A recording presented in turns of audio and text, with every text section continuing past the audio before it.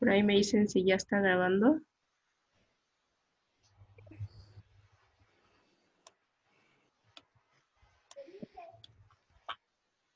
¿Alguien puede ver si ya estamos grabando?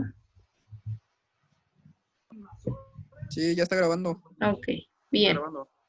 Bien, chicos, entonces vamos a comenzar con el segundo tema. ¿Sí? El segundo tema trata acerca de las funciones de la nutrición en el deporte.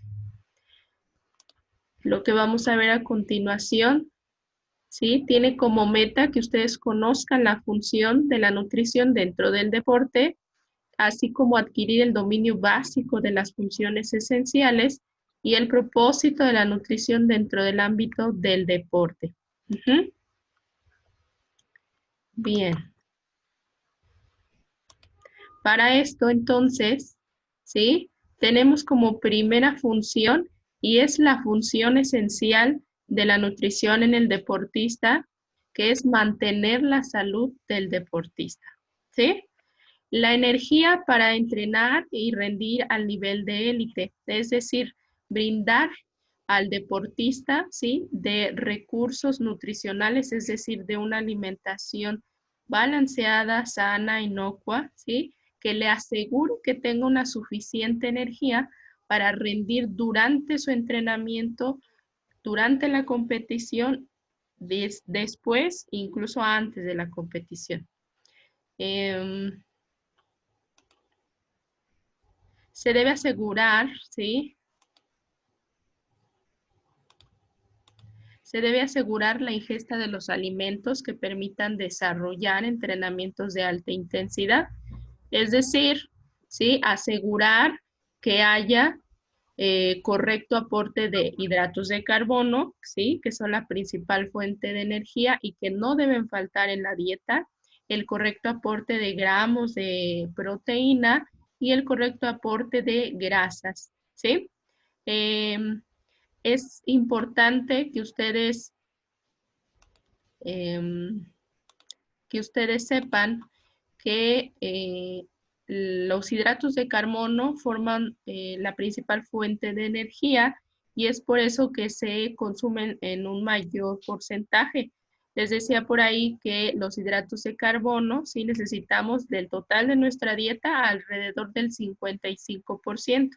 ¿Sí? Estos pueden ser mono, disacáridos, oligosacáridos o polisacáridos. Ajá. En polisacáridos pues encontramos algunas fibras, las papas y los cereales integrales. Dentro de los mono y los disacáridos, vuelvo a repetir, como la anterior clase, encontramos frutas, ¿sí? Verduras, azúcares, mermeladas, leche, ¿sí? Aquí encontramos a los mono y los disacáridos, que son los primeros que se van a digerir, ¿sí? Dentro de nuestro cuerpo y que le van a dar esa energía inmediata a la célula para que el deportista pueda tener pues mucha energía y no caer en la fase, ¿verdad? Del decaimiento y que ya no tiene fuerzas para seguir. Mientras que los polisacáridos, ¿verdad? También aportan energía, pero de una manera más lenta y hacen que esta energía sea como una línea horizontal que constantemente no está ni subiendo ni bajando, sino que se mantiene en una constante de energía. Otra es aportar energía para la producción del trabajo. Además de que estos hidratos de carbono o que los carbohidratos nos aportan energía, necesitamos complementarla con diferentes grupos de alimentos como son los cereales integrales, algunos aceites, grasas, leche, queso, yogur. Ahí vamos a encontrar, ¿sí? A las proteínas, y a los reguladores energéticos, como por ejemplo las papas, legumbres, frutos secos, que son bastante buenos, verduras y hortalizas, ¿sí? Y que son fuentes reguladoras y energéticas porque ahí encontramos la mayor cantidad de vitaminas y minerales.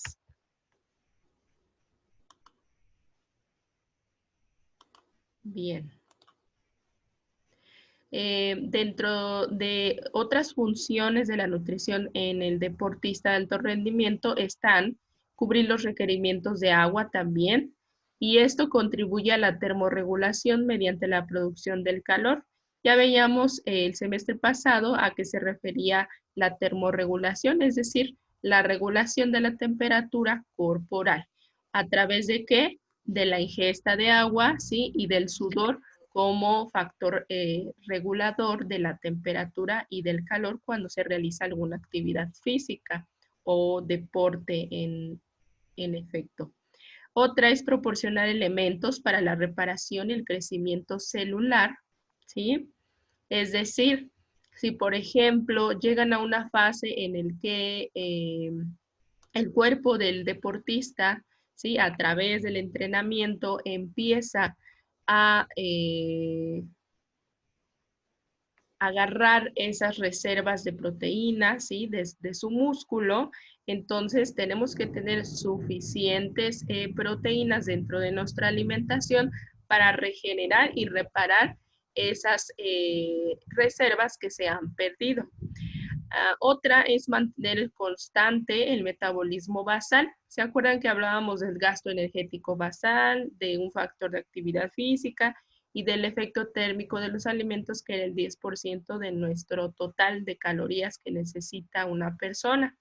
A eso me refiero con mantener el constante metabolismo basal. Es decir, lo mínimo es por lo menos cumplir con ese requerimiento, el gasto energético basal, que es la mínima cantidad de energía o de calorías que necesita el cuerpo para hacer actividades de la vida cotidiana, por ejemplo, caminar, respirar, hacer que nuestro cuerpo se desplace, que pensemos, ¿sí? Eso es como lo mínimo que tiene que tener el cuerpo para que no gaste reservas de más. Aparte, se tiene que dar mayor cantidad de calorías para aportar o suplementar esta actividad física que se realiza. Cuando es mayor la intensidad de la actividad física, pues vamos a requerir más energía o más calorías. Bien, eh, este requerimiento de agua se cubre a través de una bebida isotónica. ¿Y de qué se compone una bebida isotónica? De 100 mililitros de agua, más 100 mililitros de sodio y del 6 al 8% de hidratos de carbono. Es importante que esté bien hidratado el deportista para que se acuerdan que no tiene que contener o no tiene que perder más allá del 2% del peso corporal. ¿Sí? Bien. Vamos a la siguiente. Otra cuestión, ¿sí? Es que debe proveer los alimentos que aseguren los procesos plásticos de reconstrucción. Es decir, esto no es nada más que la reconstrucción de estructuras proteicas que hayan sido solicitadas en el entrenamiento. Por ejemplo, reparar músculo, tejido conectivo, en el caso de aquellos músculos que se gastan con el movimiento o con el esfuerzo, la sangre, ¿sí? Algunos elementos de la fórmula roja, es decir, eritrocitos por ahí, plasma, hormonas, enzimas, etcétera. ¿Sí? También se deben cubrir las necesidades de fibra. Y bueno, las necesidades de fibra van hasta los 35 gramos por día, ¿sí? Y estas las podemos encontrar en los vegetales.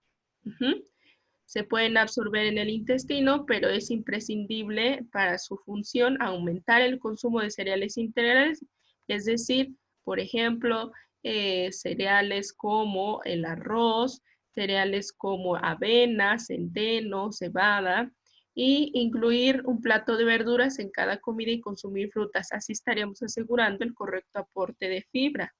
Además de consumir legumbres, es decir, verduras, 2 o 3 veces por semana. Si ustedes individualmente, como parte de los profesionales de la salud, ¿sí? Pueden incluir de 2 a 3 veces por semana alguna verdura de preferencia con cáscara, para asegurar el aporte de fibra. Otra cuestión de las proteínas es que sea una dieta equilibrada y que cumplamos por lo menos con el 15%, ¿sí?, de proteínas dentro del total de nuestra dieta. En una persona sedentaria se puede calcular a través de 0,8 gramos por kilogramo de peso al día, y en adolescentes o en deportistas puede ir desde los 1,5 hasta los 2 gramos por kilogramo de peso por día. Eso ustedes ya lo saben calcular. Los aminoácidos esenciales, recuerden que al ser esenciales, ¿sí?, los tenemos que adquirir a través de nuestra alimentación. Y incluir también proteínas de origen vegetal y de origen animal que sean buenas. Por ejemplo, el huevo es una buena fuente de proteína y no podemos excluir a la yema. Podemos consumir el huevo con todo y la yema. Asegurar la incorporación de vitaminas y minerales y oligoelementos. Estos elementos no tienen una misma lógica de necesidad, sino que varían según el tipo de esfuerzo. Es decir, por ejemplo, en el caso de algunas vitaminas, como el complejo B, que va desde la 1, la vitamina B2, vitamina B6, ¿sí? Y las más apegadas o las más relacionadas a la actividad física, aquí las tienen, ¿sí? Son la vitamina E, la vitamina B2, B6 y niacina, que son algunas que comparten, ¿verdad?, este ciclo de Krebs para generar energía a través de la célula. Recuerden que hay vitaminas liposolubles e hidrosolubles, ¿sí? Las hidrosolubles pues son más inestables por tener esta característica de ser solubles en agua y pues bueno, se van perdiendo a través del consumo de agua, ¿sí? Y que esto es de manera normal, pero bueno, sabemos que las hidrosolubles las tenemos que consumir en mayor cantidad. No se debe alterar la vida social y celebraciones que produzcan aislamiento en el deportista. Muchas de las veces es importante que se incluya esto dentro de un plan de alimentación, porque muchas de las veces una dieta o un plan de alimentación fracasa por no tener en cuenta el aspecto social. Que si van a una fiesta, no, pues no puedo comer esto porque estoy dentro de un plan alimenticio. No, solamente es saber qué se tiene que comer, en qué cantidades, ¿sí? La cantidad a veces es mucho más importante que la calidad. Aquí les puse un pequeño gráfico, ¿sí?, para que se dieran cuenta cómo las proteínas, ¿sí?, y cómo algunas vitaminas que son bastante importantes están inmersas en este ciclo de Krebs, ¿sí?, y en la generación de energía para que se lleve energía a la célula, se pueda generar energía y entonces el deportista tenga esa capacidad de esfuerzo para realizar cualquier tipo de movimiento o cualquier hazaña que ustedes quieran obtener. Bien, por último, cabe mencionar que queremos óptimos resultados del programa de entrenamiento y es mejor que se tenga una dieta balanceada para recuperar o tener una mejor recuperación durante y entre los ejercicios y pruebas. Es importante decirles que no se deben adoptar dietas drásticas que limiten la ingesta de energía, es decir, no se recomienda que ustedes o que la persona que están entrenando tenga estos malos hábitos de no comer por un día o de solo comer un tiempo de comida en todo su día, ¿sí? O que solamente desayunen y en todo su día no coman nada, ¿sí? Ese serían un ejemplo de dietas drásticas que limitan su ingesta de energía y que bueno, esto no va a ser más que pues haya un desbalance de energía y que haya un desbalance positivo. ¿A qué me refiero con positivo? ¿Sí? Cuando ustedes comen, ingresa energía, ¿verdad? Y Si ustedes dejan de comer durante un periodo prolongado, lo que hacen es que van a estar como esta persona, ¿no? Ingresa energía, pero se gasta más energía de la que está ingresando, entonces la balanza se va hacia un balance negativo, ¿verdad? Y tenemos como resultado una persona con déficit de energía. Entonces, dietas drásticas, por favor, no las hagan. Hay otras maneras de ir perdiendo peso paulatinamente y que son más seguras. La consecución y mantenimiento del peso de las condiciones físicas ideales es esencial en cualquier deporte. Es decir, por ejemplo, para aquellos deportes que son como gimnasia, en el que tienen que mantener un peso, no es necesario que hagan dietas drásticas para llegar al peso que les dicen, ¿no? Porque muchas de las veces ese es el gran error del entrenador o del coach, ¿sí? Matarlas de hambre para que lleguen a su peso que les están pidiendo. No, hay otras maneras.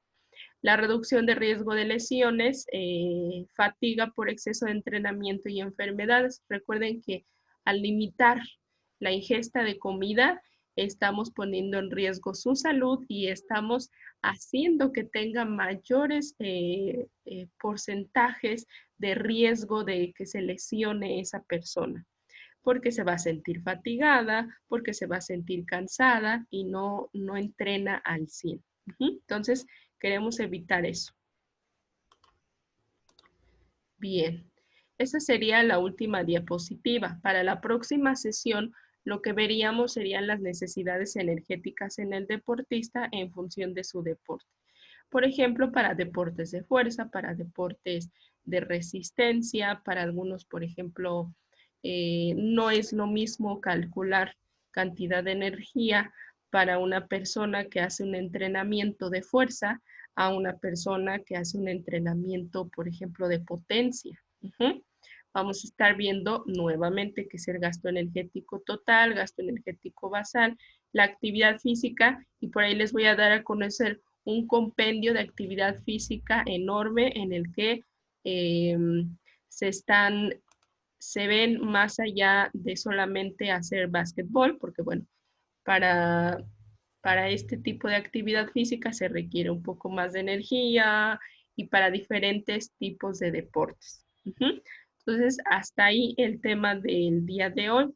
Si tienen alguna duda, déjenme pausar